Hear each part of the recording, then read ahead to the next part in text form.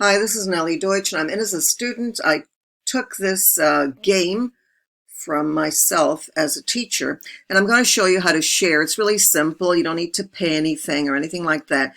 You simply go into the share button over here. Notice you can also go into the three dots there. That's always your settings. Click on share, and that's all you need to do. You type in the username that you want to share the Kahoot with. Now, that has to have an account on Kahoot for you to be able to do that. In addition, you also share and copy the link over here, which you can also do. Okay, now the only thing is I need to make my Kahoot public. So I created this Kahoot. Notice it's under draft.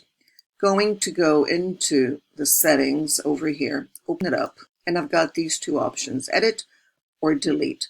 What I want to do is I want to publish it. So let me go back to it and give it a title because it's not going to get published without a title. So we're going to give it a title, and the title will go up here. Notice on the left, top left. So I'm going to call it Practice when I create my Kahoot. Okay, there's the name, Practice. I don't need a description. Save to my Kahoots, that's fine. I'm not going to add a video right now. I'm not going to give a Kahoot image, but what's important is right here. Okay, this is where you make it available to everyone. So I'm going to click on everyone instead of not just me, and then I'm going to go into the done, click on the done, and remember, Kahoot is completely free. Okay, so there it is. Next, I'm going to click on done at the top right. So click on that. And then notice what I can do. I can test it, I can play it now, and I can share it with others. So this is where I'm going to go. I'm going to share it with others, like my teacher, okay, which is what I ask my students to do.